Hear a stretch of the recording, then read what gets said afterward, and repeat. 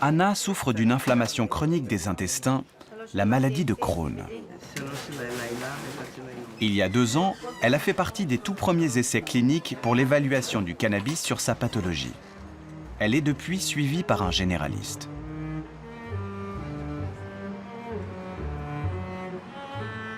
Mais aujourd'hui, pour la première fois, elle retourne voir le médecin qui l'avait intégrée dans l'étude.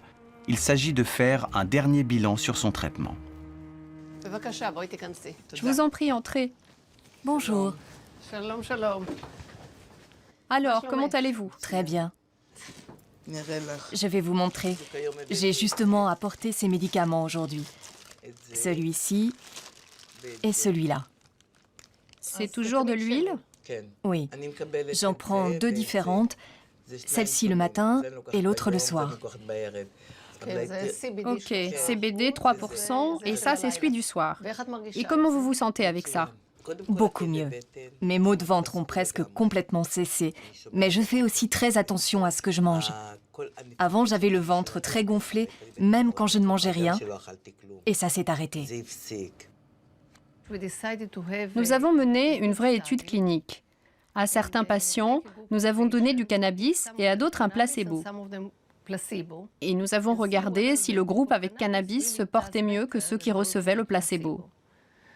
Je peux d'ores et déjà vous dire que nous voyons une réelle amélioration. Mais c'est trop tôt pour savoir si cela est significatif. Nous devons attendre la fin de l'étude, quand nous aurons assez de patients pour conclure officiellement.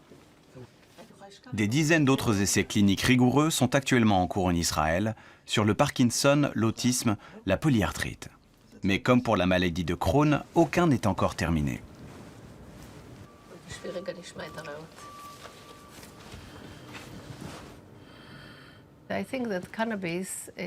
Je suis convaincue que le cannabis a un véritable effet anti-inflammatoire.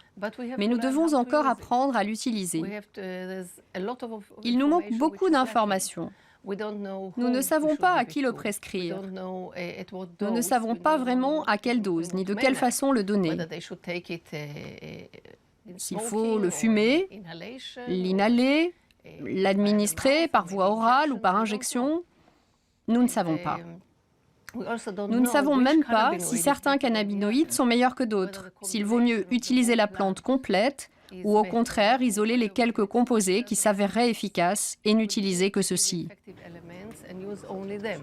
Voici votre ordonnance. Merci beaucoup, docteur. Bonne journée. Portez-vous bien. Au revoir. L'un des problèmes quand vous proposez du cannabis thérapeutique, c'est que vous attirez tous ces gens qui ne sont pas malades, mais qui pensent qu'il y a là un moyen facile de se procurer du cannabis de bonne qualité. Donc ils viennent et essayent de vous persuader qu'ils en ont besoin d'un point de vue médical. Donc vous devez repérer les vrais patients comme Anna, que je suivais depuis un moment déjà, et qui à l'évidence ne cherche pas l'euphorie ou à planer. Ce qu'elle veut, elle, c'est juste avoir moins mal. Et de fait, elle utilise le cannabis de manière à rester alerte pour continuer à avoir une activité normale.